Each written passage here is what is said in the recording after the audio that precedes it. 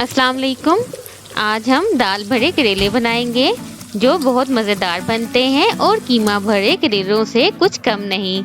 ये बहुत अफोर्डेबल है और बहुत टेस्टी बनते हैं। आज हम इसको बनाने की एक बहुत इजी और सिंपल रेसिपी आपके साथ शेयर करने जा रहे हैं, तो वीडियो को एंड तक देखिए और हमें लाइक एंड सब्सक्राइब करना मत भूलिए। आप देख रहे हैं कुकियम्स।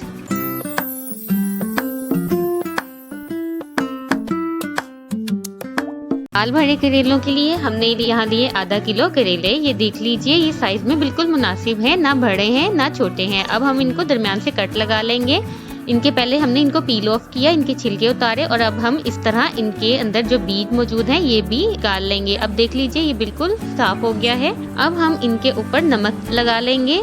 तकरीबन 1 चम्मच हमने नमक इसमें ऐड किया और इसको आधे घंटे के लिए रख देंगे। आधे घंटे के बाद हम इसको पानी से अच्छी तरह से वॉश कर लेंगे। अगर आप नमक नहीं लगाना चाहते तो इसकी कड़वाहट खत्म करने के लिए आप इसको फ्रीजर में रख दीजिए और नेक्स्ट डे आप इसको निकालेंगे तो ये बिल्कुल सॉफ्ट हो चुके होंगे और इनको जब निचोड़ेंगे तो इनकी कड़वाहट खत्म हो चुकी होगी। ये देख लीजिए, इस तरह हमने वॉश किया ताकि ये टूटे नहीं। अब हमने ली यहाँ पे दाल तकरीबन हाफ केजी और आधे घंटे के लिए भिगो दी। अब चलते हैं स्पाइसेस की जानिब। हमने यहाँ लिया लाल मिर्च 1 टेबलस्पून, साथ ही हम लेंगे नमक 1 टेबलस्पून और लहसुन पाउडर ले रहे हैं हम। अगर आप चाहें तो लहसुन पेस्ट भी ले सकते हैं 1 टेबलस्पून।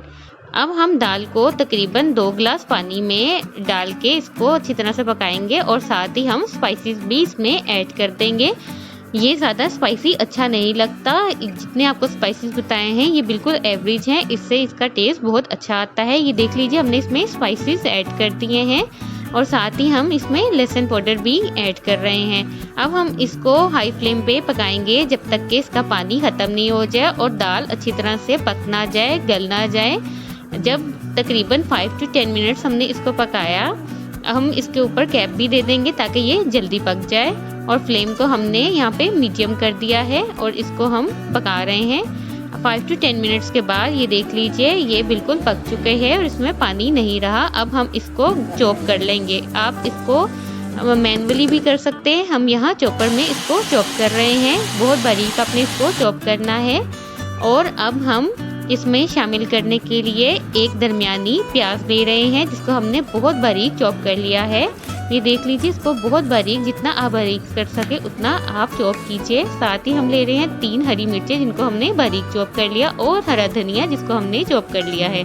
अब हम इन तमाम चीज़ों को दाल में ऐड कर देंगे इस तरह। ये देख लीजिए हम ऐड कर रहे हैं, इससे दाल का टेस्ट बहुत ही मज़ेदार हो जाता है। अब देख लीजिए हमने हरा धनिया भी इसमें ऐड कर दिया। प्याज आपने मीडियम साइज ही लेनी है, ज़्यादा प्याज इसमें ऐड नहीं करनी। और ये देख लीजिए अब हम इसको मिक्स कर लेंगे और ये हमने मिक्स कर लिया। ये एक सिंपल लेकिन बहुत मज़ेदार डिश बनती है।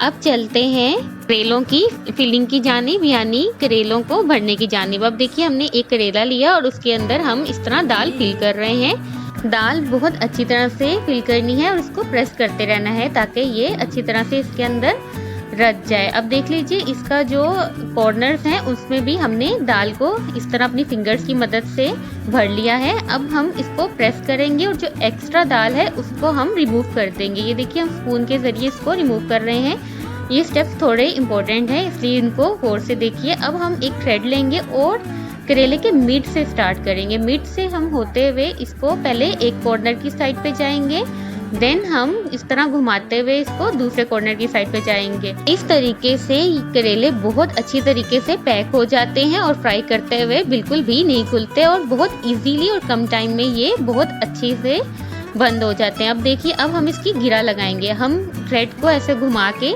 इसके दरमियान में से निकालेंगे और एक नोट ताकि बन जाए इस तरह। ये देख लीजिए एक नोट लग गई। अब हम इसको तोड़ लेंगे और आपको दिखा देते हैं कि ये कितनी अच्छे तरीके से बंद हो गया है। ये देखिए, और जो बाकी का मिक्सचर है अब हम इसका मसाला तैयार करेंगे। और ये देख लीजिए ये हमारे करेले बिल्कुल रेडी हैं। अब हम मसाला तैयार करने के लिए हमने तकरीबन 2 से 3 प्याज को दरमियाना काट लिया इसका मसाला बनाना ऑप्शनल है, लेकिन इससे टेस्ट बहुत अच्छा आता है और करेलों की कड़वाहट भी बहुत कम रह जाती है या ना होने के बराबर रह जाती है। अब देख लीजिए, हमने इसको प्याज को थोड़ा सा फ्राई किया। हमने बहुत ज़्यादा ऑयल में नहीं करना, तकरीबन 2 to 3 टेबल ऑयल में हमने प्याज को फ्राई किया है। देन हमने इसमें दाल जो बची हुई थी वो भी ऐड कर दी और साथ ही नमक, मिर्च और हल्दी भी ऐड कर दी है। आप हस्बे जायका नमक, मिर्च, हल्दी इसमें ऐड कर दें और लो फ्लेम पे इसको पका दें। साथ ही हमने एक लेमन भी इसमें स्क्वीज कर दिया है।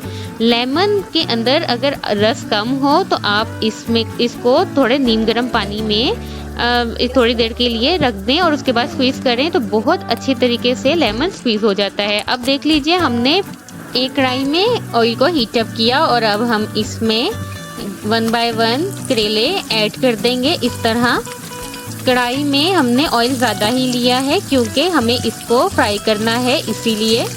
अब यहाँ पे एक चीज़ का ख्याल रखिए कि हमें करेलों को बार बार नहीं पलटना, बल्कि जब ये एक साइड इसकी ब्राउन हो जाए, गोल्डन हो जाए, देन हम इसको चेंज करेंगे।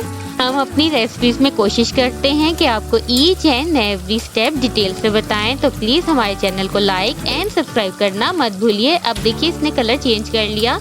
अब हम 1 by 1 सबको टर्न कर देंगे।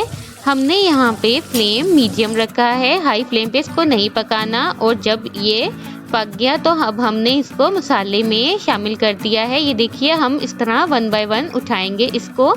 आप किसी भी स्ट्रेनर के ज़रिए या चिमटे के ज़रिए इसको निकाल के और मसाले में ऐड कर दीजिए। इसका टेस्ट बहुत ही अच्छा आता है। हमने इसमें हरी मिर्चें भी ऐड की हैं, तकरीबन 2 से 3 हरी मिर्चें इसमें ऐड कर दी हैं। बिल्कुल एंड में करते हैं हरी मिर्चें ऐड, ताकि उनकी खुशबू और जायका बहुत अच्छा आ सके। अब देख लीजिए, हमने ये बिल्कुल 1 by 1 तमाम फ्राई हुए करेले मसाले में ऐड कर दिए हैं और ये बहुत ही अच्छे लग रहे हैं। इसे ज़रूर ट्राई कीजिए। अब हम इनको सर्व कर सकते हैं, लेकिन उससे पहले हम इस पे हरा धनिया स्प्रिंकल कर देंगे। इससे इसका टेस्ट और लुक देखिए कितना अच्छा आ रहा है और ये किसी खास डिश से कुछ कम नहीं। तो कैसी लगी आपको आज की रेसिपी, ज़रूर बताइए और इसे अपने फ्रेंड्स एंड फैमिली के साथ शेयर करना मत भूलिए। आपका कोई भी क्वेश्चन हो आप कमेंट में पूछ सकते हैं। अपना बहुत ख्याल रखिए और देखते रहिए कुकी आर्म्स। अल्लाह हाफिज़।